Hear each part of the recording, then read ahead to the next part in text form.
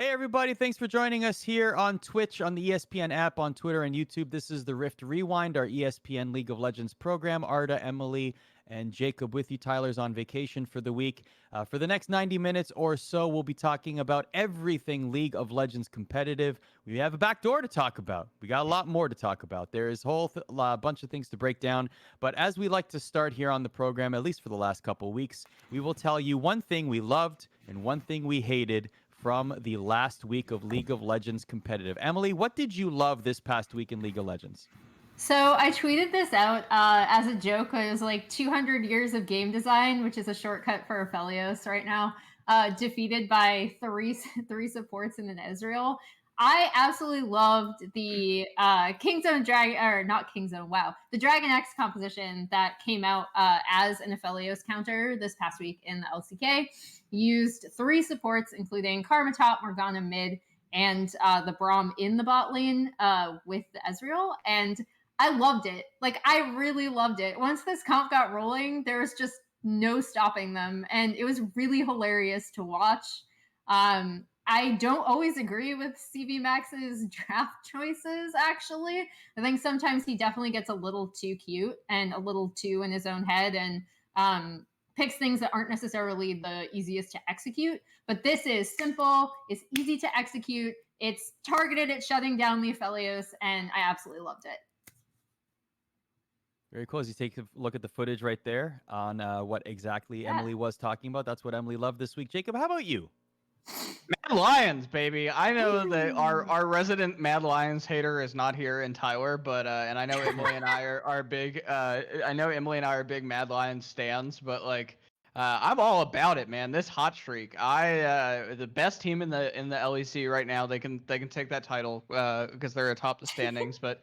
Well, so I'm sure people would like to argue that, and I'm sure we'll debate that if that's actually true. But like, man, I'm digging it, man. And like, I think I said this earlier in this program, like towards the beginning of the season, that like there was this resounding thought in this organization, and one of their executives said to me, the overactive media executive said to me that that if you can't beat them, then just build for the future. Well, they can reference to G2. They can not only beat them, but they can also build for the future. So I'm digging the fact that Mad Lions is atop the LEC standings. I'm happy for what this means for the region, both that also Rogue, who we're going to talk about, I think at one point, is also having success. The fact that both of them are doing really well speaks volume to the fact that EU is a really deep region with a lot of various different talent. That makes me really happy. So I'm hats off to Fedora tip to Mad Lions, and yeah, good stuff. Fedora tip. Very posh of you, Jacob. Very gaming. Yes. It is very gamer. It is very gamer, yeah. What I love this week is I'm a fan of interesting and fun social media voices, in particular with brands and teams, because I know the constraints that are there in terms of how you have to navigate them and keeping with a corporate voice versus trying to find the unique, entertaining voice and trying to engage your audience and being confined to a sandbox while trying to create content that's interesting. G2 does it very well. FlyQuest does it very well. Those are my two examples of teams that I think that any competitive brand or organization, traditional sports, esports, or otherwise, could learn from. I think they are two very good case studies in how to find a really good voice, and their voice differ as well. FlyQuest is taking the philanthropic approach, and the content that they're creating around it is so wholesome and so it fits the narrative so well of what they are trying to accomplish. And I just love it, like the aquarium and the fish gods. We'll get to that in a second. But as you can see, we actually got a comment from FlyQuest about the fish gods and how they went 8-2 in their predictions. Boy, those fish are doing so well. Overall, the fish gods had a successful first weekend of predictions. This is really from FlyQuest, by the way. I did get a comment from them. They had an 8-0 streak and definitely earned some extra fish flakes for all their hard work. We like to think the two predictions were to keep us mere mortals humble. So between FlyQuest and G2, who are very self-aware, I'm sure a lot of that comes from Carlos, but also the fact that they just, sometimes take the piss out of themselves when they need to for the sake of entertainment. I think they do a great job. The fish are owning us in predictions. It's true. It's true.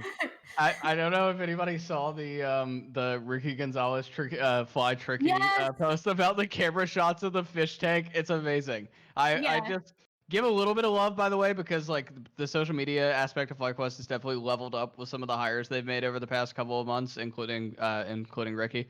But also to the fact that like Ricky and his girlfriend is Sky, who works for TSM, and they also make fantastic dog posts on Twitter and Instagram. They have a corgi named Rainer, who's amazing and has his own Instagram account. So shout outs to Sky and Ricky for both good LCS content in the case of the fish, and then also good dog content. We like both on this show.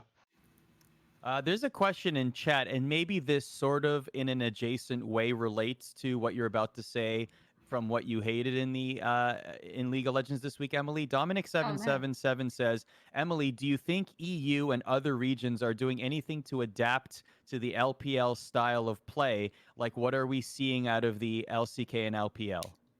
So my hate for this week, I will like talk a little bit and kind of address that question. My hate is that it took LCS this long to play Wukong. I totally agree with Mark Z. This should happen way sooner. And while I understand like NA teams tend to trend towards being a little bit more passive in their play style, a little bit more hesitant to sometimes try out new things, although they picked up the Volibear really quickly. And they also picked up the middle sticks before even Doinby did. So there's no excuse for Wukong. The LPL has been playing this since spring.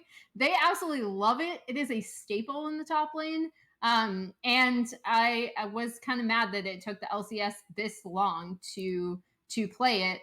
And I think, I mean, Licorice is one of, if not the best top laner in LCS, so it makes sense that he did really well with that champion. But I think to dovetail into LEC specifically, I actually like what I've seen with a lot of LEC teams, not necessarily in being like, we're going to take the LPL, like quote unquote meta, because a lot of LPL teams have a variety of different play styles that they kind of trend to.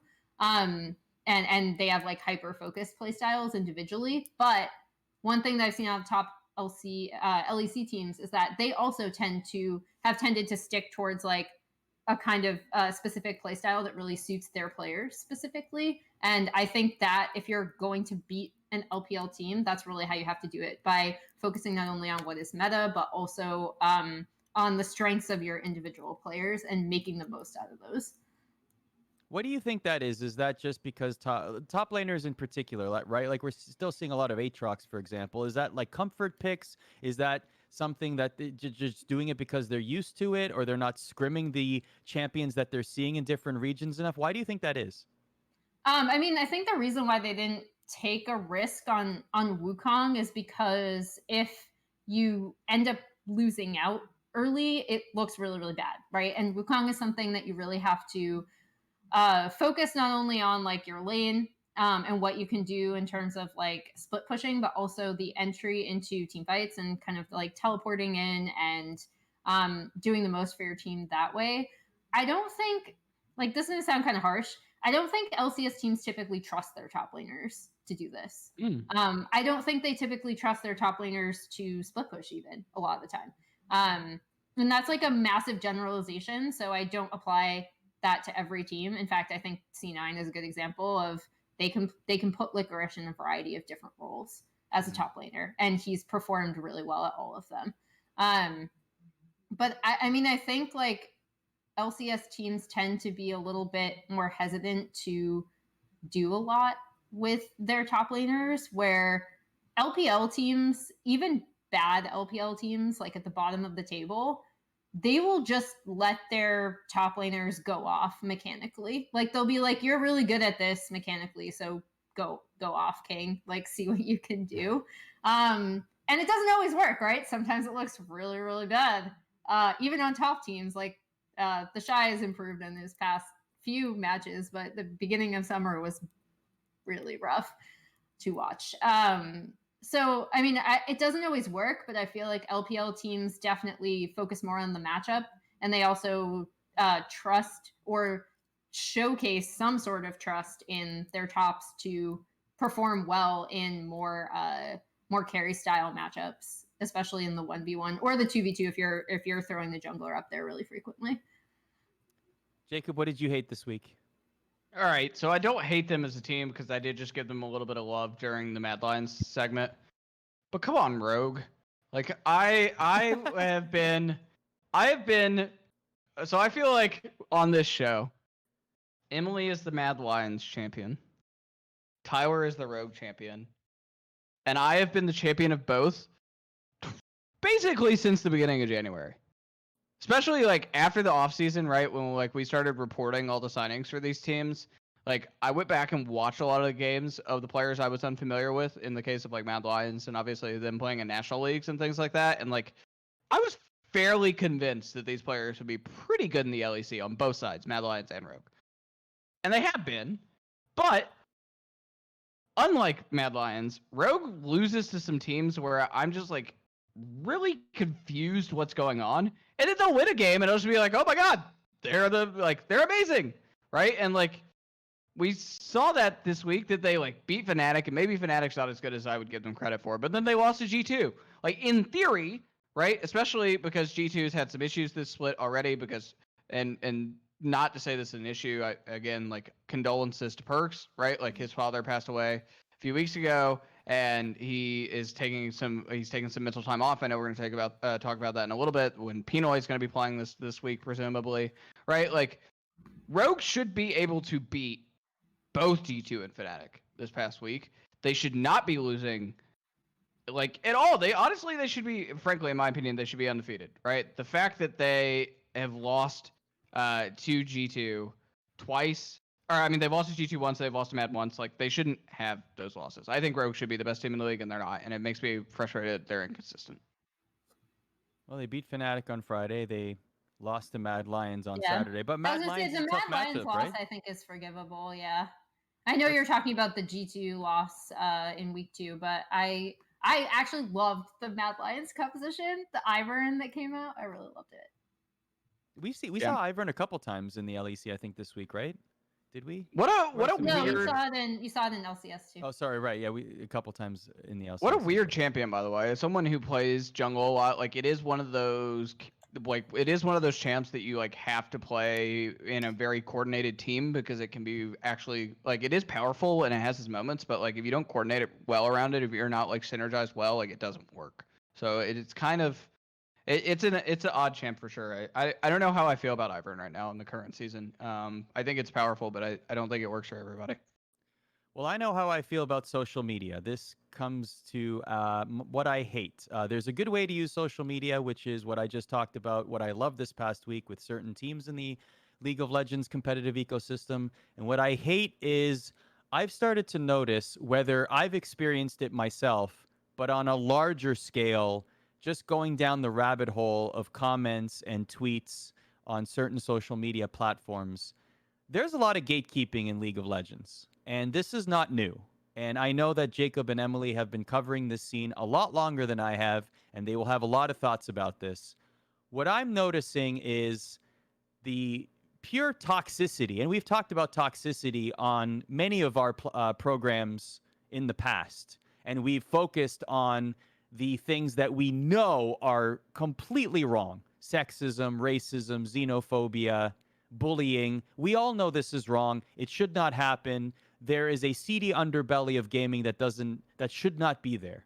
That is a problem. We all know that. But then there is this segment that is the holier than thou, gatekeeping, I turn my nose up at you kind of audience, where maybe it's people who have loved League of Legends. And don't get me wrong, most of these people love League of Legends. But they treat it as if it is their right. It is their property. They are League of Legends, and they should decide who else can enjoy League of Legends by virtue of the comments that they make, by virtue of how they treat other people, in particular those who are trying to discover League of Legends for the first time. What I want to say very quickly here is get over yourself. That is the most ridiculous thing. And in fact, that is counter to how you want your beloved thing to grow. By doing that, you are actually hurting the ecosystem and not allowing it to grow and be better. simply because you have a crappy attitude that you are now projecting onto other people by having this holier than thou stature as if you are on a pedestal because you know what Niski had for lunch the day that C9 won the Spring Split Championship. It was Iskandar kebab, by the way. Look it up, Google it. But in seriousness, you got to stop that. It's not cool. It's not contributing anything but negative vibes. And this is something that doesn't often get addressed because there's much bigger problems, but it's something that needs to end in order for League of Legends to continue to grow. Because at the end of the day, and this is my last point before we jump in here, at the end of the day, League of Legends is still a very big fish in a relatively small pond. They are the biggest esport out there, but esports is still emerging and growing in the entire entertainment and sports scene altogether. So if you want League of Legends to continue to grow and be noticed by more people, well, having people who are snooty and conceited and are gatekeeping the entire experience and making it not fun for people, that's not going to help. The floor is yours. I mean, so at first, like, I just want to know what this is in reference to. I'm not going to throw anybody under the bus. Is it was it the like reference to the TSM 100T game where everyone was like, that was the worst thing I've ever seen, like on social media? Because I can address that. I'm sometimes part of the problem there. I think that there's a lot of reasons why I think this happens in LOL esports. Also, I think that because people feel like since the inception, people feel really close to players because, you know, theoretically, if you play the game, you could see them on the ladder, right? Like you can face them in game. And there's a closeness there, in addition to the rise of streaming that's kind of precipitated this idea that if you play the game, you have a certain baseline level of understanding. That is, I think, different than traditional sports where there's a lot more of a separation, right? Like, you know, people are still going to make fun of traditional sports commentators for like, you know, I disagree with you, you're an idiot, et cetera, when they're commenting on something like football, but they're not expecting that person to be really good at football, right? They're not expecting them to be really good at baseball. Whereas League of Legends, there is that kind of weird, like blurring the line between like the gamer and the professional player that I think is a lot different than traditional sports. So there's that also. But then in terms of the 100T TSM reaction, because this is where I saw a lot of casters being like, are you not entertained? Like that was very entertaining game. And I'll be the first to admit, sometimes I don't find those games particularly entertaining. And I think it's because the LPL has ruined me. Because I can watch two terrible LPL teams go at it a ton, you know? Like, they will be so bad. They will be making so many macro mistakes. You will be sitting there scratching your head at draft. You will be like, what are you doing? Why did you just swap away from tempo? You basically just handed your opponent the game. And you will be like screaming at your television. They'll be incredibly entertaining because the LPL just has this like insane depth of talent. So even on the lower tier teams, you have these players. They're so mechanically gifted and they will try a whole bunch of stuff that you maybe really shouldn't do in a game, but it will be like incredibly entertaining. The problem I have with North America specifically, so if you want to call me out for being part of the problem, that's totally fine. You can yell at me, Arda. It's cool. You're not part of the problem. The main problem I have with North America in some of these games is while I agree the ending was exciting, the mid game of that was like, oh God, like just some of these games that get drawn out in NA are really frustrating to watch for me because neither team is doing much. And that to me is really boring to watch. I'd rather teams take a chance and look really, really stupid. And I know they're going to get like crucified for the communities by the community. So maybe that's why they don't do it. Or maybe they just don't trust themselves to make the plays. I don't know. I'm not in the LCS team's head, so I'm not commenting for them. But I will say that that is the main difference between some of these LCS and LPL games, despite the fact that I did not take to Twitter and complain about that. I think my only commentary was, wow, because, wow, it was a game. it was definitely a game that existed.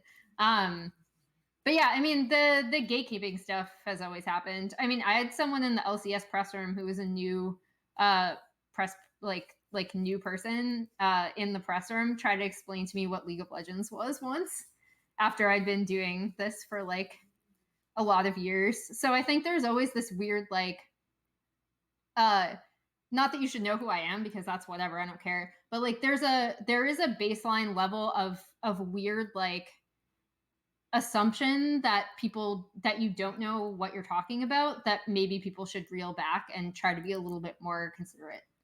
I don't know if I explained that very well. That was a very long tangent. So yeah, I have a lot to say here, and some of this is from an anecdotal perspective, right? So I'm a part of this show. I'm a part of a lot of our League of Legends programming. And I am put next to two people who I consider to be some of the best analysts in our game, in Emily and Tyler. Obviously, Tyler, as we mentioned, is on vacation this week. I am a gold level League of Legends player. I have been a League of Legends fan since season 2. I've been around the block. I am not Chakarez. I'm not Emily Rand. I don't spend my hours and days jungle path tracking, and I don't say that mockingly because I admire the work. I was don't gonna say, spend my day attacked right now. No. I don't like spend my days like understanding like the minutia of items and champions and everything, right? I'm an above average player that plays this game on a fairly regular basis, right? If you saw yesterday, I've been playing a lot of TFT, which obviously is adjacent. But like I am a reporter, right? Like my day to day is like calling up teams and like talking, and like it's like the level of access I have is because that's how I spend my days, like willfully. That's what I want to do every single day. And it's why like we are able to have things like the free agency show, right? And like mid-season specials and everything, because like I have that level of access, and that is an active effort in my life.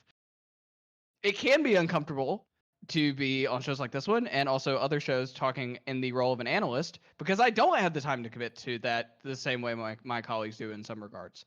And I'm okay. I wouldn't be on this show like if I wasn't comfortable being here, but certainly like I understand that I'm like don't have the same analytical perspective as some of my colleagues, right? And that's all right. But like even I, as someone who's been in this industry for a while, I've worked in it for 6 years, I've been a top professional in it for 5, and I've been at ESPN for 4, right? Like even I get some of this kickback. And not just in League of Legends. This is not just a League of Legends problem. I remember I said something like semi-critical of the Overwatch League and like the competitive Overwatch subreddit, which I have been a part of for 4 years now at this point, ripped me like 6 months ago. Like just drug me through the complete mud. And it's like, why do I need to be a top player in anything to understand the human stories of business and also like just telling the stories of people? Right? Like you don't need to be. And the same goes for the casters, right? Like, yeah, some of them are top players. Some of them are retired pros in the cast of like Kobe and previously Jap before he went on to coach TL. But like at the same time, right? Like you don't have to be a top level player to understand the stories, and that's their job, right? So like it kind of bothers me when this is the case, because like it's not the case in traditional sports. You could be just as smart about the game by like maybe not in playing it, and maybe you can't execute in the same way that a professional player would, but you can certainly talk about it in a level of depth by every single day doing what Emily does and doing what Tyler does and watching a bunch of content in games and then making conclusions by analyzing this versus this and sort of like breaking down and doing your math and your homework, right? Like you can understand as much of that and not be a diamond level player. That's okay. And like I don't get the gatekeeping. I think it's because my theory would be because of the level of access not just to players, but also access to the actual game itself that a lot of fans have. The fact that some fans do commit a lot of their life to the game, and there's nothing wrong with that, right? Like there are a lot of fans who are like platinum, diamond, master level players. That's cool. But like stop having the expectation of every single professional you ever see on any show or on any cast being as good at the game as you. And it doesn't mean that you deserve their job, and it doesn't mean that they deserve to be as high as level of you, because the other part you're not saying about this, the other part you see about what we don't or what we do and what the broadcast talent do and everything else, like, and I'm not saying this about our community because they've been actually very welcoming and like art of learning League of Legends and playing on stream with me. I appreciate the people in our Twitch chat, because they are great people and they've been really welcoming and helpful to us in that regard. But at the same time, like, it's very disappointing to see the expectation. Like, the part you don't see about our jobs is the fact that, like, all of us have had to go through some level of training to a certain minimum, and like the mentorship and everything else that we've had to put in the other part of the job, as have the talent on the Riot broadcast. That's the part of the job. It's not just about being a good player. So that's my like mini soapbox rant. That, yeah, like, it is really frustrating. It is really annoying. It's not exclusive to League of Legends, and like, at the end of the day, like, we're all trying to like make the industry better collectively. So as long as like the intentions are okay, I don't expect everyone to be like a high level League of Legends player that talks about League of Legends all the time. With that said, our community here, those that are in the chat watching this program, have been very nice. So thank you for watching, and thank you for spreading good vibes in the chat. Let's move on. Let's talk about the LCS. 100 Thieves making some changes. Meteos has been benched. Stunt is out. They are currently 8th in the LCS. They lost to CLG, and of course that ridiculous game against TSM that I'm sure we're going to get to a little bit later on. Meteos tweeted and then deleted, but left a couple of other tweets up regarding this entire situation. Let's show you what was deleted, I believe. This one is no longer there. Pretty weird to hear players on my team didn't know about or agree with the decision. All credit goes to Zix, Jungle Juice, and Papa Smithy. Clearly, the people not on the team know what's best for it. Woo! He then later tweeted, I'm about to become a Pokemon Unite main. Okay, look forward to that. And also, maybe it's a blessing.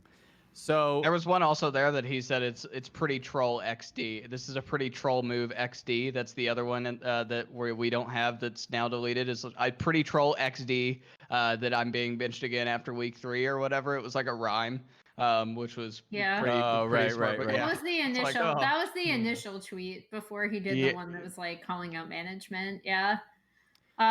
So what does this mean? So let's take it from the Meteos side, Emily. First, is the I mean, safe to say this is the end of Meteos with 100 Thieves. I mean, this seems pretty irreparable. I mean, if I was Meteos, I wouldn't want to come back. I mean, I think so. I listened to Papa Smithy on Travis Gafford's show Hotline League last night, and if people want to know kind of at least some of his insight, he's pretty good about keeping everything like fairly buttoned up. But he did have a lot of insight about why they made the moves, his own personal relationship with Meteos, etc. I think that 100T. I don't think, like, I think the tweet probably affected his relationship with 100T, but not irreparably, because I think, at least from what I heard from Papa Smithy, it really seemed like they were, or at least he was very understanding of the fact that, when stuff like this happens, especially since it's like the same exact time as it happened previously. And I think he probably came into this summer with the expectation that he was going to be the starter for the entirety of the split. And additionally, I mean, from my perspective, I actually think the past few games, Meteos has looked better than what he did in the first few in summer. I actually think that he was, not the problem in their most recent losses. So I mean, that's really tough. I think whether he's like quote unquote done with 100T is going to depend more on him than the org ultimately. Like, I think it's going to matter if the org wants him back, because their thought process is that Contracts has been performing really well in academy. He's already been at the LCS level. He actually had a really like strong debut with C9 before moving away and kind of falling off. And then Poom, who's their one of their academy supports, who just got bumped up from their pipeline of 100T next, which is actually really cool to see. It's really cool to see that he is being given a shot. And if you want a more like a really well-written, mature statement, you should read Stunt's tweet longer about being benched, because even though Meteos has taken kind of he's taken over the conversation, right, with his reaction, Stunt has a really like a poignant, well-written thing that he came out with about his benching and how, like, it sucks, but he realizes that he has a support and safety net now. That was really good. I mean, I listened to what Papa Smithy had to say about the benchings. It's kind of worth a shot. I don't necessarily think it should be Meteos, but I'm not on the team. I think whether he comes back is going to depend on how much how angry he is and how much this affects him more than the team, if that makes sense. At least from listening to what Papa Smithy had to say, it seems like if the team wants him back, they'll definitely call him back.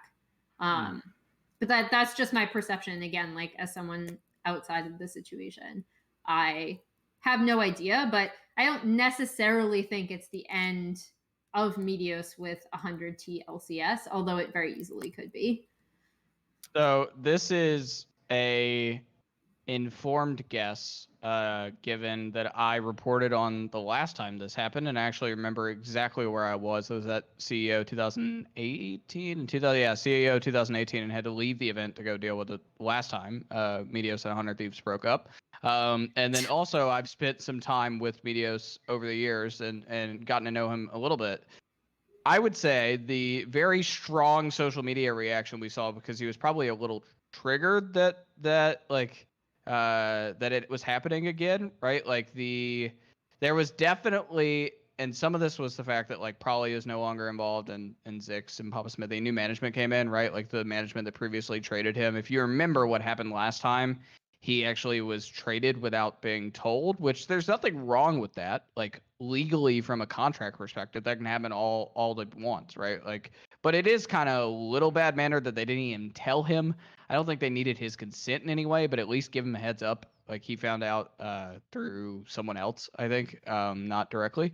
So I think, yeah, that's BM. If you find out yeah. from someone other than your management that you're getting benched or traded or something, that's BM. Yeah, so that's I what think happened that last should be the time. norm. Yeah, that's what happened last time, and he so I think he's a little triggered that it happened this time, even though it is different management and some of the issues that existed back then were between him and Prolly and everything else, because Prolly was the coach at the time. So I think he was a little triggered that this happened, and so I get that, like, but also like you should honestly take this a little bit more gracefully. At least they told him, right? Like at least they like told him to his face that it was happening. I don't think Will is a bad person. I've been around him a lot, and I don't think like he's necessarily very poor intentioned. I do think he can be a little immature and was in this instance, but like, yeah, I mean like there should be a market for him, in my opinion. Like if we were to talk, like Papa Smithy did say that they're kind of open to other other things on the table for him. Like say if there was a team that wanted to trade for him, like I think there's a market for him. He's a North American born jungler.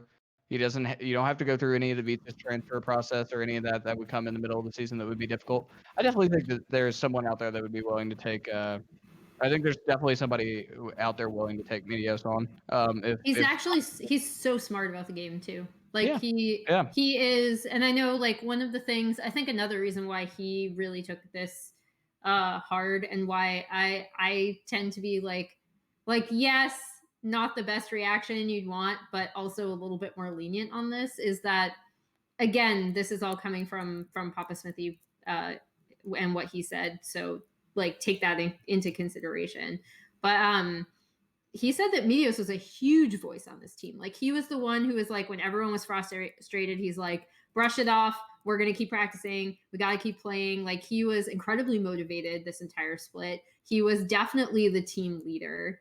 And in that regard, I'm really curious to see what 100T looks like this coming week, because it's very apparent that Meteos was a huge part of whatever was going on this team, and he was really trying to be that kind of in-game leader that you would expect a veteran of his caliber to be. Meteos is actually just insanely smart about the game itself. Like he's someone that I would love to see. Like I know he was on the analyst desk previously, but I would love to see him on an analyst desk or as like a coach on the regular, just because he's so incredibly smart about the game. If he ever wants to like retire like completely, but I'm curious about that as well, because I think one of the reasons why he took it so hard is because he was apparently like the loudest voice on this team. And what's going to happen to 100T now, where they don't have that super loud voice, with contracts and Poon coming in? Like who is going to be that voice? Because I know I actually love contracts as well. And talking to him, I know previously one of the things that he always talked about as a deficiency that he was like trying to work on in his own play was being a better shot caller, being a louder voice, taking a lot more responsibility and action behind what the team is doing, especially in the early to mid game. So I'm curious to see how they work as a support jungle duo, and I'm curious to see how cohesive the team looks like going forward without Meteos, since he was such a large voice.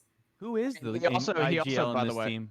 I just want to mention, like, he chose 100 Thieves over a couple different teams, including Dignitas, throughout the offseason. So I like, maybe things would have gone better with Spring Dignitas with him instead of Grig. I don't know how much better we could have like assessed that, right? But like, I don't think Grig did very well in the Spring Split either. So I think like Meteos, like, there was definitely some baggage to get over before coming back to 100 Thieves this past offseason. So yeah. Ironically, the best, I mean, when I say best, I mean there's still a low possibility, but if you're looking at the junglers across the LCS, the first place you might look at is Dignitas and Acadian, because he's the only one with a KDA lower than him this split. But even more than that, every other jungler in the LCS seems pretty set for this split, at least for like the next month or two. If when you you look at the rosters. You heard of my boy Spica? You think that's going to be switched? You think they're going to make a switch there? I don't think so, but TSM ain't going so well right now either. So, and I'm not blaming him for it, but I'm just saying generally, like, he is unfortunately going to likely be the scapegoat of this TSM team, as we've talked about before, whether it's his actual fault or not. So that's a clout thing, I don't know. though. That's a clout thing. 100%. But like, you have one, like, we understand double status in this team. Bjergsen's a part owner, right? Like, all these things are a factor. Very, very tough. Right? Like, Biofrost is really good friends with management too. Well, like Broken Blade is like such a sweetheart. How can you scapegoat him, right? Like, come on. Emily, here, look. Santorin, Blabber, Wiggly, Broxa, Spica, Smithy / whatever they got going on in Immortals, Potluck, Svenskeren, Closer, Acadian. You the expert jungler analyst, right? When you hear that, where could Meteos possibly compete in the LCS right now for a spot? Oh, see, that's so mean, because now you have to have me like bench a jungler. I'm not. Compete. I mean, the only places I would look at would probably be. I honestly wouldn't look at TSM. I hope they stick with Spica, because I think Spica could benefit from having a full split in LCS. And I actually think that they've shown a surprising amount of trust in Spica. You know, like they let him walk in the cane despite the fact that it did not work out. Like, that shows that you're actually willing to let your jungler at least try out something. And in fact, we'll talk about this later, but I think one of TSM's problems more recently is that they try too many different things at once. But oh man, see, I want Acadian. And I'm not dunking on Acadian. I'm not trying to dunk. Acadian to get the full split too, though, because I feel like he's another like this is another issue that I'll bring up. That's kind of not. It's tangentially related to Meteos, but it has to do with the NA talent discussion. Is that so many players, people make up their mind up about really quickly after like 1 or 2 games or 1 or 2 series previously, when we had series in the LCS, and then like write them off for forever without letting them actually grow and fail for an entire split. And that is something that I think a lot of other regions are willing to do, even if it means that their team kind of isn't good for a while. NA more than any other region, maybe this is just like recency bias, but they seem to write off players like incredibly quickly, especially their own talent. And I mean, that weird, like, I don't think Meteos is an example of this, because I think a lot of teams could benefit from having Meteos, actually, just because, again, he's like so so incredibly smart about the game, just to have him like on a roster. But I think he'd want to start. But if you're asking me about like someone like Spica, someone like Acadian, like I want them to just sit and start for a split and not have to, like just let them start for an entire split. Like I know this is like off the topic of the media situation, but this is something that really frustrates me in North America just generally, is that like a lot of these players that people say they've made their minds up around and that we know, and they're definitely a known quantity, et cetera, they actually haven't been given a chance to like fail and succeed across an entire split. So what we're hold on. I just want to say something really quick because it's pertinent. It was on my show last night on the Ego. Jason Lake said this, and I couldn't agree more. He's the CEO of Complexity, which top Counter-Strike team. I can tell you exactly why that doesn't happen in North America, though, right? Like this is a perspective that was like I knew, but like Jason brought it up yesterday, and I think it's applicable to League of Legends. The way that investment works in North America, especially with a lot of these teams, right? Like a lot of these teams have not found what makes them popular other than winning. Like if you think about esports teams at large, there are very few teams. There are very few teams that are successful. Like if they're bad, right? Like there's maybe 3 in North America: 100 Thieves, 4, 100 Thieves, Cloud9, FaZe, and TSM. They will be popular no matter how trash they are at whatever respective game they are in. And I would even argue that 100 Thieves and FaZe are popular for different reasons other than esports. Well, I mean, they're just like popular in general, right? Yeah. Like of esports, of teams in esports. But their brand value, value comes from something other than esports competition. Yes, they are lifestyle brands. They've found other ways to be popular. Content in the case of FaZe, and clothing in the case of 100 Thieves, like clothing and lifestyle in the case of 100 Thieves, right? Agreed. Props to them, right? But every other team to be like successful or like to have bigger sponsorships, they need to win, right? So like and also their investors expect them to be a very successful brand. How do you become a successful brand where you don't have anything unique about your organization? You win. So every single team is incentivized, and we've seen this year over year over year. Immortals previously, back when like they had the Huni Reignover roster. EG right now is probably the best example of this because they went out and spent a ton of money to put together their current roster, and like was going to spend even more with Chovy, as Tyler and I have discussed on this show and others before, right? Yep. Like they all just want to win, and just like pour money into things. So like yes, in theory, the franchise system should make them want to take big challenges on people like Poom and people like Spica, right? And like make it to the point where like they can develop talent over an extended period of time, because it's very unlikely that they are the worst team 3 splits in a row and get relegated, right? That's the only way you can do it in this system. But they are incentivized to do the exact opposite because they have to win to increase brand value, to then please their investors, and to also make an ROI eventually. So that's my thought. And it's unfortunate that it's that way. What we're saying is congratulations, Meteos, on joining CLG. That's what we're saying.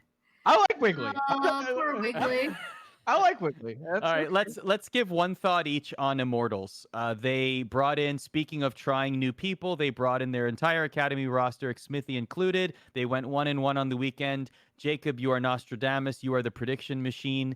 As soon as we did the GM simulator, Immortals heard you, made the decision. They listened to you and said, you know what, Jacob Wolf is right. And they fired Zabutin and Keaton, their head coach and GM respectively. A thought from both of you. Was the timing right here? Did they wait too long? Did they not wait long enough? And what do you think about the academy team sticking around in the LCS games for a little while? Jacob, let's start with you. I mean, yes, I'm excited to see this roster change, and they finally won a game. It should have happened. I'm sorry, and I say this, like, I always need to qualify this. I've known Keaton Cryer for a long time, known Zabutin for a decent amount of time. They are not bad individuals on a personal level, but I was very disappointed in how they have managed teams, both for Optic and now Immortals. It is sad because their academy team actually was fairly successful previously, and I wish they would have given Koobs a shot, who has been relieved from that team also. He's no longer involved with their academy squad, and was kind of the one that built this academy squad. So I wish Koobs would have gotten a shot. I'm glad the academy players are getting a shot. It's clear that they are more competitive than the Immortals team of old, Yeah, I hope the next things that happen in this offseason, get rid of, I know they have contracts through next year, but get rid of Ica and SOAS. I'm sorry. Later. Emily, do you agree? Shout out to my boy Insanity, who had his LCS debut. I think when people are kind of joking around about this roster and being like, well, it's just a bunch of people who've already had a chance and Insanity. I actually think Alarim, to start, is another one of those players that has never been given a full split to really succeed and fail. And I am glad that he is getting another shot. And then Insanity, who is someone who made his LCS debut this past weekend and won his first match. In a time when NA mids are an endangered species to some extent. So I was really happy that the team, like, I do think that sometimes if you are trying to take native NA talent and bring them up, to my point, I did say I wanted it to be like SOAS, Smithy, Insanity, Apollo Hakuho, I think, was the roster I had drawn up as the fake Immortals GM last week. But I think like you do kind of have to have that stabilizing presence of veterans along with the younger talent. And I think Smithy is one of the best junglers you could possibly ask for in North America in terms of trying to bring up a mid laner. I actually think Meteos would be another one to loop back around, like make it full circle. Not that he should replace Smithy. I just think Meteos, again, really smart about the game. I think he could teach a rookie mid laner a lot. But yeah, I mean, that was the thing that made me the most happy, is that Insanity got his chance. He did pretty well in their first game. I know their second game was against C9, which it was a really good situation for them, right? It was a game that they could win and eventually did against Golden Guardians. And then it was a game that they could play really freely because there's no expectation that they're going to beat Cloud9. And that's a good situation. That's actually a good situation to put a rookie out, in my opinion, because it does take a lot of the pressure off, like you can go out, you can try to perform to the best of your ability. Obviously, I don't think Alarim had a particularly good time because he was targeted from the get-go and was not allowed to play League of Legends for the entirety of that game. But I think it was a really good, it was the best possible situation that could come out of Immortals starting Insanity. And so I hope that they at least stick to developing him as a native talent on their team. Well, speaking of quality, go ahead, Jacob. Last thought here. I was just going to say really briefly to Emily's point about people giving up on talent early, right? Like I said this about MASH last week. I think it applies to Alarim also. Particularly take into account the types of organizations they're playing for. MASH played for Team Coast before he was playing for FlyQuest, and Team Coast is a dumpster fire of an organization, so much that Riot kicked out Dignitas, originally owned by the Philadelphia 76ers parent org, because the Team Coast people were involved. Let that sink in for a second, that they kicked out a big sports org like that because of that. And then the other part of that, Alarim was a part of EchoFox, also now well known that it was a dumpster fire also. So these guys both deserve, MASH and Alarim both deserve another shot because they were not put in positions to succeed the first time around. Well, speaking of NA talent, one thing that we're going to endeavor to do on a weekly basis here at ESPN Esports is bring you more League of Legends interviews. Really excited about this. We're going to try and stockpile them as much as we can over the weekend after LEC and LCS matchups. And we started this past weekend. I had a chance to catch up with Vulcan, one of the premier NA talent out there in the LCS, fellow Canadian. I asked him a bunch of questions. That full interview is available at youtube.com/ESPN Esports. But in this clip, he talks about C9 and just the idea of how long these players are under contract with C9, all the starting players, and how much they think about possibly picking up where Team Liquid left off in terms of building and creating a dynasty in the LCS. Here's a clip. How important is it for Cloud9, for example, to go undefeated this split? How important is it for Cloud9 to establish a dynasty and win multiple splits in a row like Team Liquid did? Do you guys ever talk about those kind of things? Not at all, actually. I think we're mostly focused on making sure we improve every day, because it becomes harder and harder with, like you said, with Cloud9 having like a gap between the first and second team and just the rest of the league in general. It's hard to find improvements, so we're focused on finding stuff that we can improve at, finding our weaknesses, and making sure that we are covering those and trying to make them strengths. And as for the 18-0, it's in the back of our mind, but we don't really discuss it. I think we take the 18-0 for sure, but we prefer just focusing on game to game, scrim to scrim, make sure we're developing new play styles, new champions, and the dynasty thing. I'd like to win multiple splits with Cloud9 and beat the 4 times in a row, but I don't want to look too far ahead, too far in the future. Just focus on game by game. So as I mentioned, that full interview is available at youtube.com/ESPN esports. One thing I asked him off camera was, how would Canada do if there was a League of Legends World Cup? And he said, pretty much all the positions, there's at least an LCS or starting player for each position except for mid lane. So we need to, Canada, if you're listening, let's develop more mid laners so that we can compete in the League of Legends World Cup that will, I'm sure, someday happen. And Emily, you did tell me that we did, well, before I was here. Cat Evolved. Cat would Evolved, probably be your best Cat bet. Evolved, Yeah. there you go. Who we AD did- carry was Wild Turtle, I would imagine. Yeah, there was Licorice. Who else? Who's jungle? I looked this up. I should have written it down. But anyway, we'll get Now I it to wanna you know. later. We'll get it to you. Yeah, There's no, I want actually to know there's what actually a sick full Canadian list. team that Vulcan came up with here. I'll look it up because I did actually go down a rabbit hole. I'll get some names for you, but in the meantime, let's talk about the fact that the C9 lineup is currently under contract with 2 Canadians on the lineup, by the way, until November 2022. So that begs the question. They're already on the path to becoming a dynasty. We've talked a lot on this program, Emily, about how they're leaps and bounds above every other LCS team, and we often joke about 18-0 and how many wins they can rack up in a split. Do you think this has staying power? Do you think that they are the next dynasty here? And really, what is the roof for this team? So I think the roof for this team is unfortunately NA due to COVID-19, which is really unfortunate because the most frustrating thing, and I know I keep repeating myself every time we talk about C9, I'm going to say it again. The most frustrating thing about watching the C9 team is knowing that they have not been able to actually go up against talent outside of North America, because I think that I would love to see them go up against teams from Europe, South Korea, and China to see how well they would do.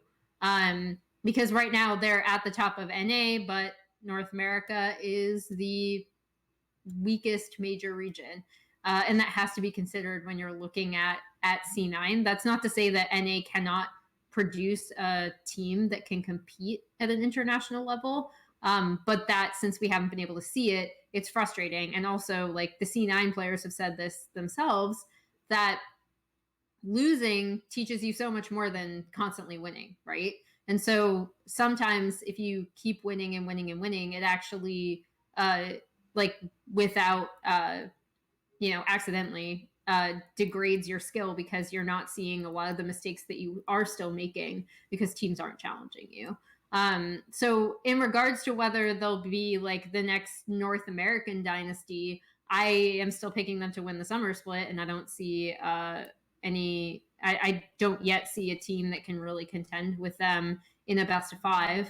However, I think calling them a dynasty is like super premature, considering that they've won 1 split. I don't disagree with that. I think that this team does not, at least, like, I spent some time with Blabber and Sven and Reaper a few weeks ago, talking to them one evening, and I think that this team doesn't have the interpersonal issues that 2018 and 2019 C9 had. In the case of, like, there was some tension obviously between Svenskjaer and Blabber having a split time. Like, last year it seemed like everybody kind of didn't like Sneaky and Zazel, right? Like, because they just, like, they didn't play together very often. Sneaky, only he streamed a lot, but didn't really, like, commit to playing with his teammates as much in solo queue and duo queue and sort of building that relationship. But then also, like, Zazel apparently just, like, didn't play solo queue at all, which is a little weird. But nonetheless, yeah, it seems like these guys, like, on a personal level, are gelling pretty well, and like I hope, although I'm sadly going to predict that we may not get to see them in an international tournament until 2021, and that sucks if that's the case, because like MSI would have done so good for like so many wonders for them, even if they did end up losing to some of the teams from China and Korea and Europe. Like that would have been very good for them, because I do think this is a team that's motivated to learn. But it's hard to learn when nobody's making you like exposing your weaknesses. So it's kind of unfortunate. So one answer here for, in terms of dynasties, obviously when another one begins, the previous one ends. And so where would you say, if you were to look at the spring split, where would you say Team Liquid's dynasty ended? I've been thinking about where you would pinpoint exactly when the Team Liquid's dynasty was definitively over. Some might say the end, when they didn't make the playoffs, that was the definitive point. But was there somewhere where you really felt, even if it was early in the season with Brox's visa issues or Doublelift's motivation or whatever, was there any point where you said, now this dynasty is severely, like, I am very confident in saying that this dynasty is over? I mean, Worlds 2019. Like I've said it before, I think that all the issues with Doublelift, in terms of motivation and everything, happened after Worlds 2019. I think that it wasn't as much this spring. I think that after Worlds, part of the Liquid team was kind of toast. So yeah, I think like the proposal to have Xmithy double juggle with Broxo was kind of weird. I think that had Xmithy stayed on this team, that things may have been different just from a personal perspective, because everybody got along with him and he sort of was like the glue that held the team together. But he didn't want to split time with Broxa, and he had a very large sum of money waiting for him in Immortals, and a full-time starting spot, at least in the spring. So that's what he took. And I feel like this team has not been the same ever since Worlds 2019. That would be the cutoff marker for me after they bottomed out of Worlds. Yeah, I was going to say when Xmithy left, that's when it ended. Yeah, when Xmithy left, that's definitively when the dynasty ended. Of course, TSM had a dynasty once upon a time, and pieces of that dynasty are now back with TSM. And one of them executed a lovely backdoor this past weekend. It was great. It was exciting. In my opinion, it was entertaining. I think that's the right word to use. It was entertaining for. And Emily, I agree. For all the erratic play and the lack of high level League of Legends that we might have seen for the first, that was like a 45-minute game, wasn't it? It was like a very long game. This game for me, it was like a lot of suffering and then a really exciting ending. I'm sorry. Yeah. I mean, I think again, I feel like I am unfairly comparing NA teams to like LPL teams. So that's probably because I am so used to seeing teams play a little bit faster and taking a lot more risks and definitely getting punished and dying for them. But that is always exciting, despite the fact that I would not consider it high level play. The very end of this was incredibly exciting.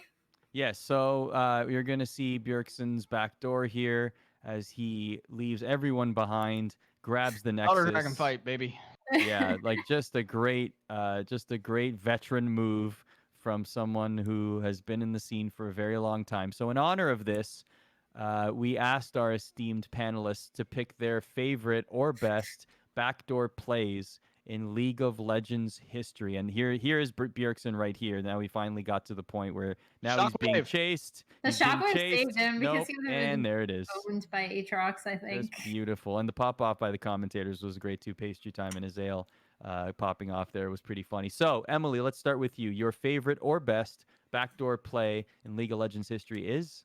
So it's actually the original Xpeke backdoor, but I wanted to bring up, and this isn't even necessarily a backdoor in a traditional sense, but I did want to bring up the amazing finale of KT versus Invictus Gaming at the 2018 League of Legends World Championship. And the reason why I wanted to bring up the finish of this game is because not only is it just like, it was so close that none of the players themselves looked confused when it ended. And the entire, like, being in the audience, I'm sitting there I declined to sit with Ashley because I knew I was going to be a mess because KT is the only team I'm actually emotionally invested in as like a fan. And I just sat by myself, like in a random part of the stands, just surrounded by fans. And I sat with the KT fans. So I actually sat like behind the two KT banner women who were waving like the giant KT flags. And we're all just sitting there stunned. Like the entire reaction was just like it was like quiet and then just this like insane roar of energy. I've never been part of a more electric moment in League of Legends, and you can see the shock on KT. Like they're just like, I don't even know. They're probably just exhausted. They might not believe that they won. This isn't like a backdoor, I don't think, in a traditional sense. Space race. But I love this moment, and I cannot believe that I was there to witness it. And it was just a very like sublime thing to be a part of, despite the fact that KT ended up losing that series. And IG went on to win Worlds. And so there you go. I love it. Jacob, yours? So I was gonna actually choose, but at least I did choose a game with some stakes on the line. I was going to choose the Meteos Nocturne backdoor against Team Coast, I believe, from the 2014 Spring LCS Split. But Team Coast, as we mentioned earlier, were absolute dumpster fire trash. So I felt like that one didn't really have many stakes on the line. Instead, I chose the Zion Spartan Dignitas, also the same season, 2014. Versus TSM actually, and Bjergsen's on that team, where he backdoored with Nasus. That was my pick. I remember this game very vividly.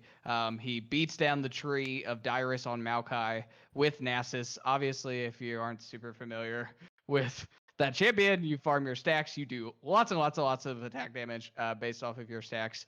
And Zion Spartan TPs down to the bot lane and just starts hammering away at the base. And TSM just does not know what to do. They eventually get Dyrus back on that TP. And obviously he tries to stop it, but he just can't. Like, it's just the Nasus is too strong. Nasus. Yeah, it's really hard to stop a farmed up Nasus. What do you know? And then, like, if you watch this play, by the way, it's actually really funny to see the fact that, like, the back and forth. Like, at what point there, TSM acted like they were going to recommit and try to win the base race? They certainly couldn't. And Zion is just like, sliver of health, by the way, there right at the end. Whacks the base, survives, and the pop-off from Zion and Crumbs next to one another. What a moment. This is one of my favorite moments in LCS history. It's actually a playoff game. It's a quarterfinal, too, so there are some stakes here at play. Pretty sure TSM went to win that series, but that was, like, super hype. That was after Coast lost Shifter and Zion, and they actually went to a team that people regarded pretty well at the time in Dignitas, right? Like, this is before Cutie Pie and Kiwi Kid were a total meme, and like Crumbs is still pretty respected. So yeah, like this was a good time. Well, sometimes a backdoor provides an entertaining play, and other times it completely changes the course of someone's career, and such was the case for the most popular and famous backdoor in history, the Xpeke backdoor. It happened in 2013 at IEM Katowice. It was a matchup between Fnatic and SK Gaming, and it changed Carlos's life, that's for sure, as he was his lane opponent there. And of course, the rivalry between Xpeke and Carlos still lives on today in an iteration. But Xpeke certainly made this famous, so much so that oftentimes a backdoor is called an Xpeke in honor of him.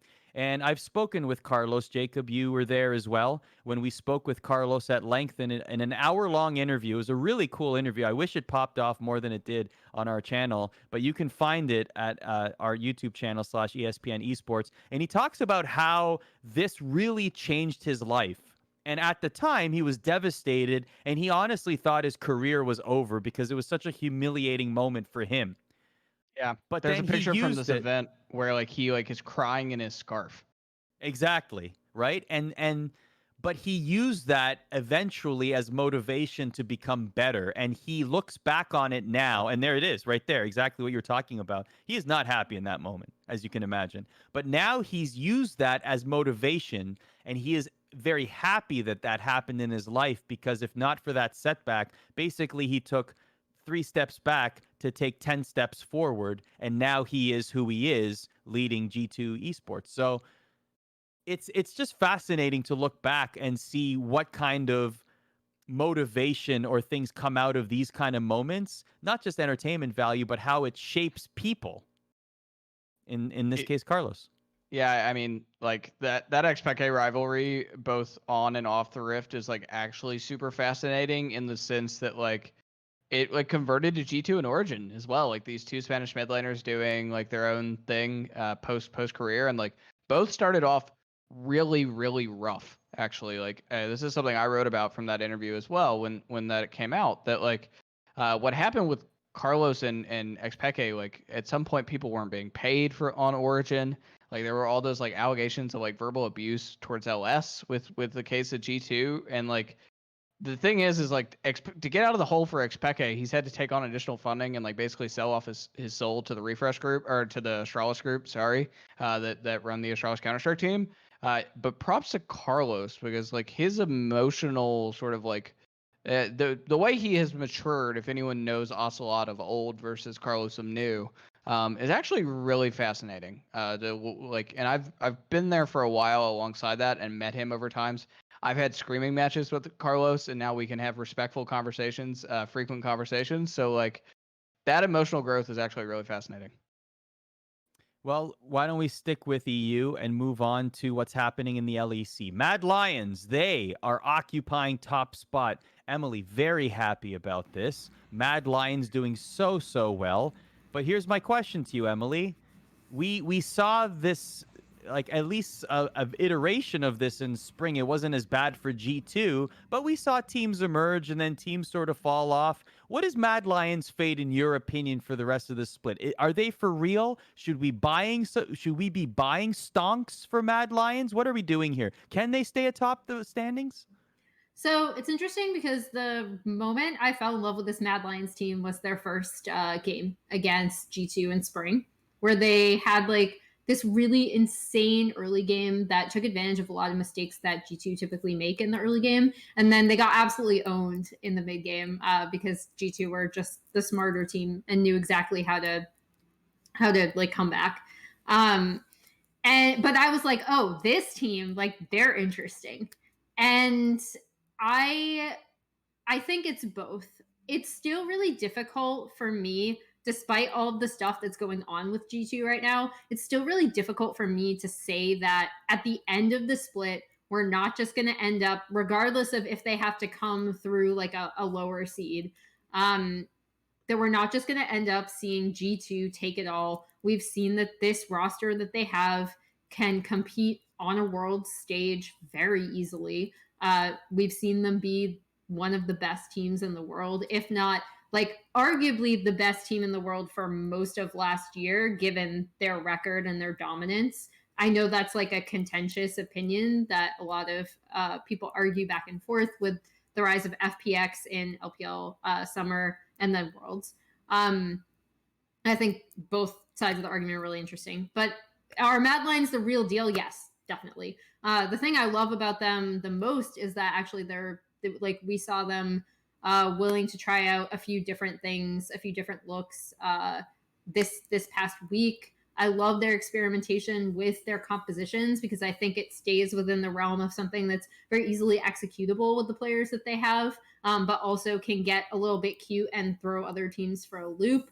I think Humanoid is having a career like split after we were kind of considering him as maybe falling off a little bit from what we'd previously seen with him on Splice when Mad Lions were called Splice. So I mean, I love this Mad Lions lineup. I'm glad that the only reason I was hesitant about them in summer is because, again, and not to compare it to the LPL, I feel like I compare everything to the LPL. But in LPL, we always see like young teams come up, right, and dominate and do really well, and then they eventually fall off in playoffs, and then we might not see them again because the LPL has such a depth of talent that any team can kind of come up and do really well a lot of the time. So I think E-Star is a pretty good example, despite the fact that they also did lose their starting mid laner of spring.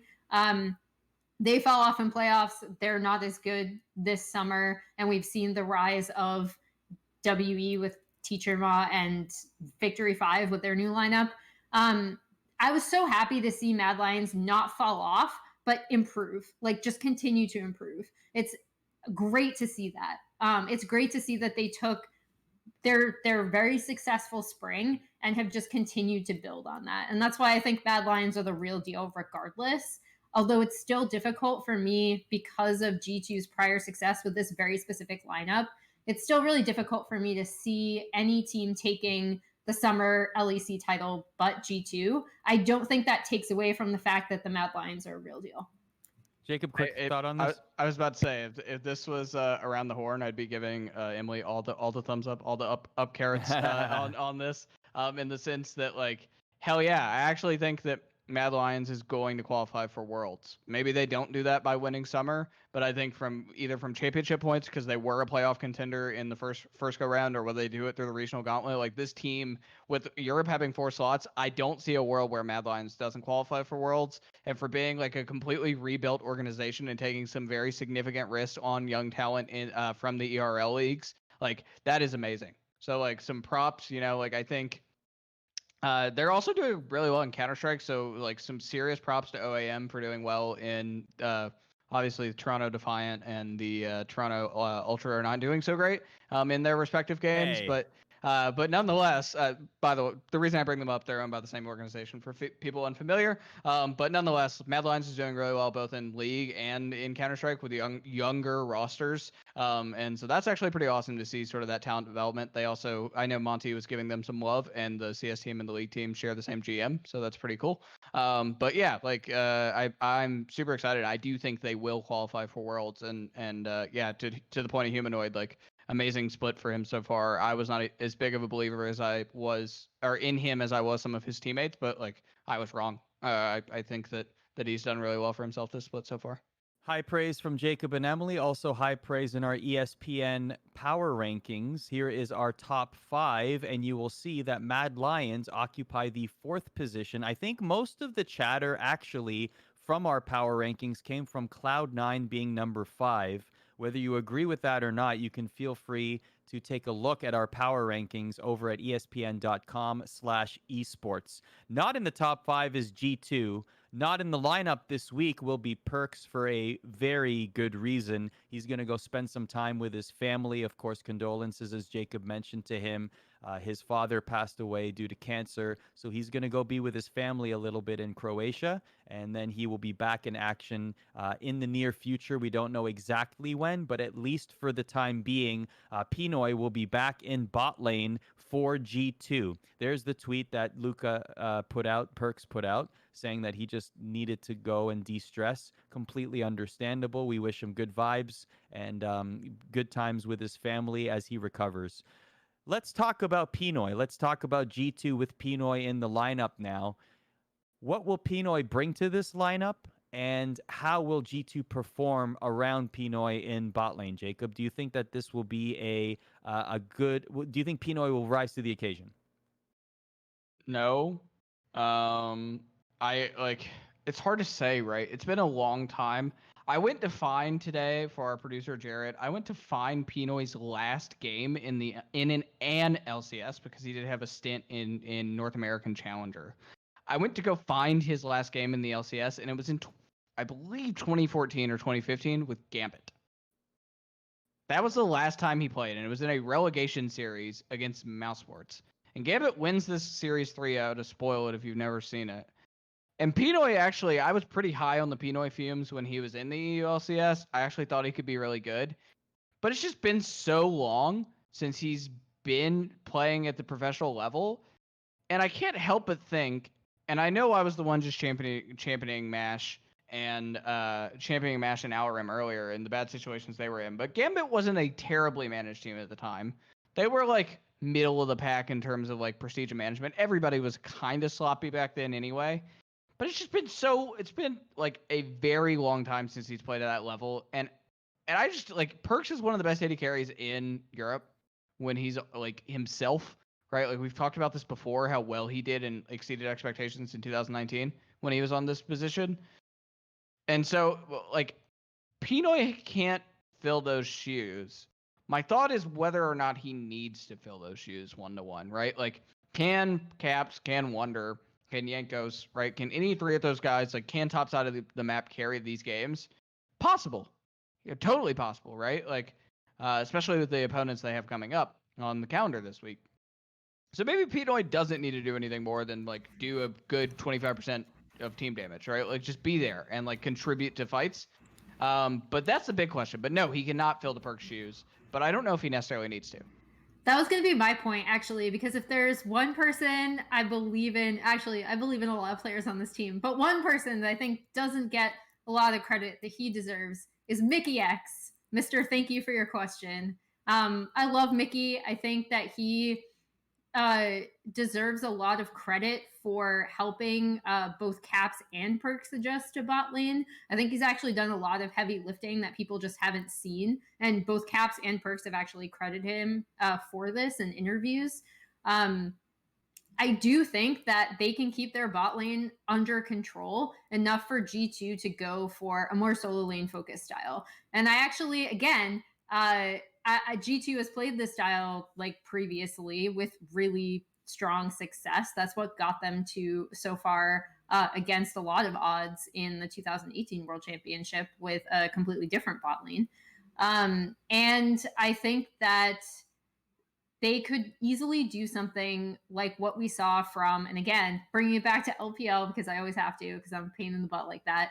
EDG had to emergency start their trainee AD carry that they had recently bumped up, BBD, not to be confused with BDD, the South Korean mid laner. That's not confusing at all. Yeah, I know. BBD is a Chinese bot laner who they brought up from their LDL team, and he had to make his debut because Hope, their starting AD carry, and kind of the bot lane trainee that they've put a lot of effort into raising, had a collapse lung, like a spontaneous pneumothorax. So he's recovering. They had to start him. They went for a more solo lane focused style. I'm not going to say that EDG looks great right now. I think they're missing Hope a lot, and they have not performed particularly well since he has been out. But I did like, especially in their first series, how they drafted around their solo lanes and tried to take pressure off of BBD. So they weren't like, here is Aphelios and you have to do all the damage and our composition is going to be solely around you. And if you don't do it, then we're completely scuffed and it's going to be terrible. That's not what they did at all. They focused a lot more on their solo lanes. In the game that they won, Audi performed really, really well in the top lane as Camille. And I think that G2 can easily go with a more solo lane focused style. Or if they want to focus around having a high damage jungler, that's also another option for them. And they can give Jankos a lot more carry potential as well. I think the big thing here is that G2 still has so many weapons that it might not matter what their bot lane is, as long as they can keep it like even / not like even / losing gracefully. If they can make that up in the rest of the map, they should still win. Misfits and Excel are their upcoming opponents, so I think Misfits can give them can get a lot of punches in. That's probably the tougher opponent if I'm looking at these two teams, but it's not a completely dire situation. I think G2 still has the tools to win. All right. Yeah. Misfit, Jacob, we got to move on. We only have a few minutes here. We have a few more topics to get to. Speaking of Misfits, they are part of that four-way tie for third in the LEC right now between SK Gaming, Origin, Misfits, and G2. Quick thought from both of you on these questions regarding these four teams. Of the four teams, SK, Origin, Misfits, G2, Emily, starting with you, which one has the brightest future in the LEC this split? G2. G2. Okay, that's a good answer. Jacob? Sorry. Jacob? G2. Okay, great. Final record in the summer split. Who has... Okay, take G2 out of the equation. If you were to predict records for the other three teams, what would they be? I don't know about final record, but I still think... You get the same rundown as I do, right? I was going to say, no, but I want to say, I hate predicting final record, right? But I will say that I still expect Origin to finish the highest of the group if you take G2 out of the equation. Jacob? I don't know if I'm willing, Okay, let's move on. Which of these teams... I was just going to say, my full thought. I'm starting to buy into the SK Gaming hype just a little bit. You're Just going a to go little back. bit. Just say it, Jacob. You know you want to. I know like. you're I'm not, so I know hesitant you're to not say it. going with Origin. Oh, I'm not picking Origin. I don't believe in that much faith. It's hard to make that bet. It's Misfits or SK, and I'm buying into the SK hype just a little bit. Okay, we'll get through that. Yes or no, they make worlds. SK, Origin, Misfits, G2. G2 yes. for sure. Origin maybe because they did the best of spring of all these teams. So they could get in on championship points depending on what happens with Fnatic. Or Mad, depending. I actually think Mad Lions may get in on the championship points, and then regional qualifier is gonna have to be for everything. I don't know. I don't know what to think about SK Gaming. They've like broken me up because like they made like they did a role swap with mid laner going top and top laner going mid, and then they made a coaching change to Jezus, and I'm just unsure what's going on with this team. I need more data. Misfits maybe. That's fair. I still think Origin have the highest, like of the teams mentioned, just based on championship points and also just based on their roster. I don't know why. Like it's kind of one of those things where I still kind of see Fnatic recovering, although that's looking a lot more dicey. After these past few weeks, I still for whatever reason think Origin are gonna sneak in there as one of the 4 teams because we do have 4. And I'm not trying to discredit how competitive because like it's incredibly competitive right now. You can look at pretty much every team here, like at least the top 7 teams, and make a case that they're going to represent the LEC. Roster changes. SK, Origin, Misfits. I'm going to assume that we're going to say G2 will not be making any roster changes, barring any unforeseen circumstances. Let's focus on SK, Origin, and Misfits. If you think any of these teams will make a roster change at all this season, which one would make the change? These are really tough questions. Jared, our producer, is trying to stump you hard this week. I know. I mean, Origin.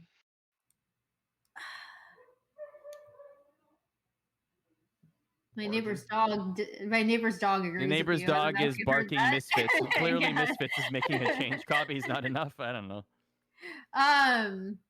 Origin. I mean, I would have to agree with Jacob actually, despite the fact that I don't think any of these teams are going to make roster changes, to be quite honest. But if one of them did, it would probably be Origin, unless Misfits decided to go back and swap supports again. But I don't see why they would do that. Serious A in the chat said Fnatic, and that's a good point. That is well, Fnatic wasn't in the group you asked us about, though. That's correct. They're not in the 3-way. They're not in the 4-way tie for third. Yeah, they're but lower.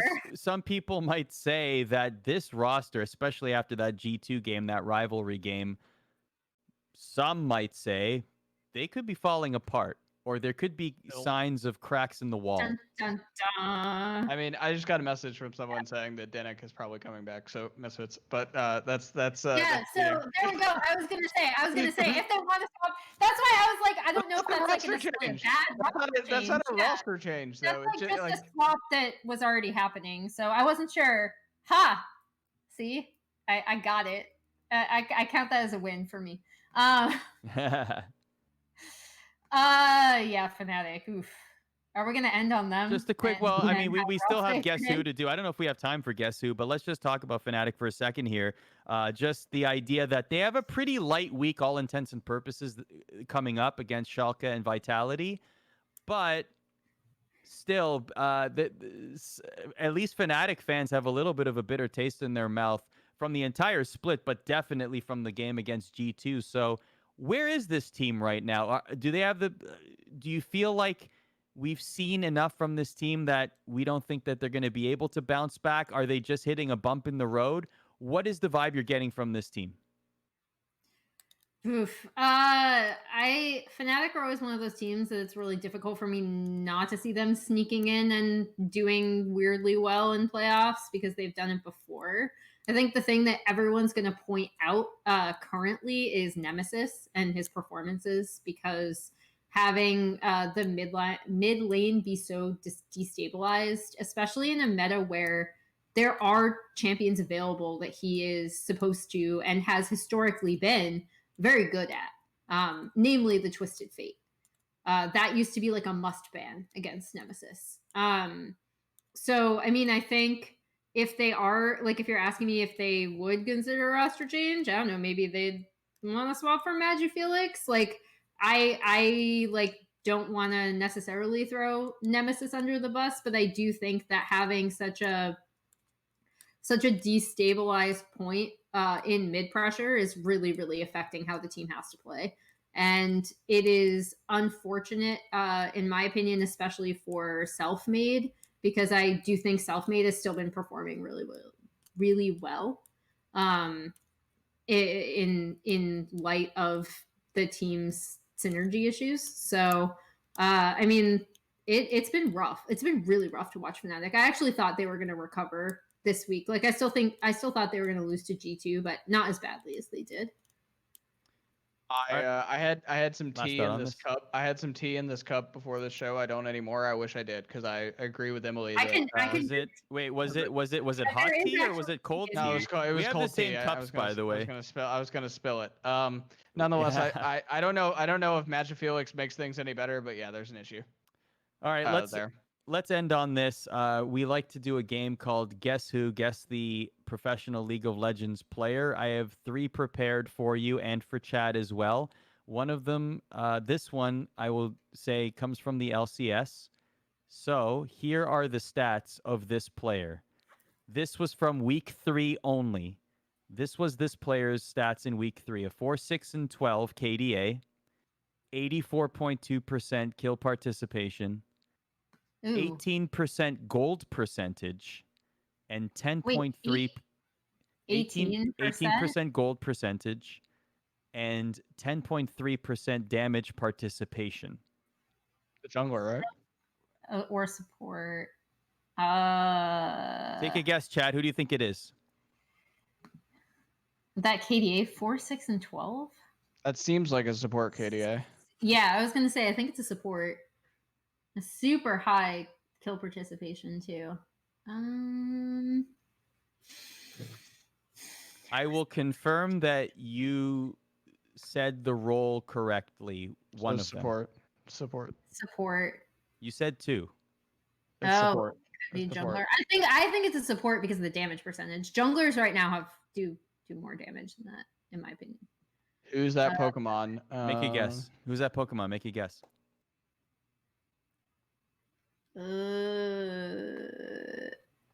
Chat's got some good guesses.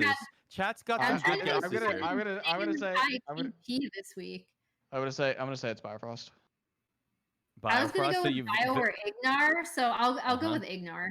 Vanya Mar said Biofrost as well, so agreed with you, Jacob. Actually, someone in chat did get the correct answer. Our long-standing chat member of the ESPN eSports community, Flashy Singh. You are correct, sir. You did it right. Smithy is the correct answer. Nice. Okay. Wow. What did Smithy? He played what? Oh, Trundle, and yeah, I guess that would make sense. Yeah. Kill participation was Trundle second. and Ivern. It's the Ivern. Oh man. Okay, never mind. The damage percent threw me for a loop too. Yeah, I was thinking like, how can a jungler do that low amount of damage? Look at Flashy knows. Flashy's like Ivern. I knew all along. It's the Ivern. That was very smart. Good job. If Ender is still in the chat, by the way, this one is the LEC. I'd love to see his prediction on this one. KDA 9. This is from the LEC, obviously. 9-1-10 KDA. Kill participation percentage 59%. Plus 754 experience differential at 15 minutes. And 28.2% damage participation. Huh. Can't be G2 in my opinion. My guess would be Perks off the top of my head, but they lost to SK. I don't think that's right. Is it? The damage participation keeps throwing me for a loop here.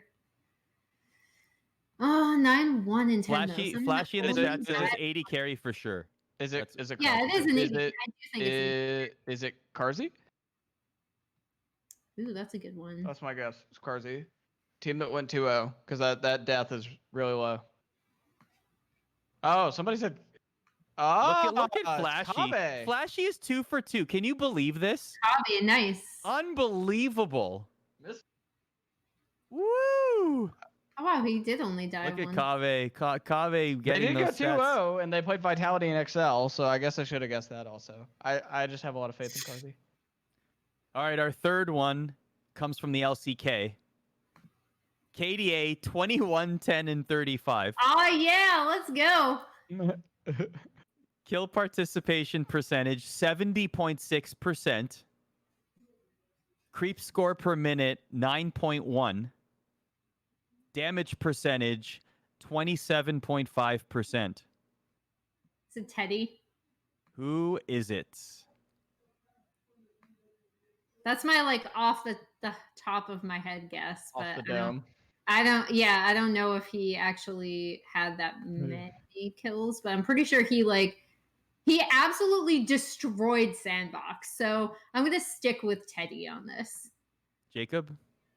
I'll go with Teddy too. Someone in chat got it right, and you know who would have gotten it right? Tyler. Tyler would have Faker, gotten this damn one. it! I got wrong player.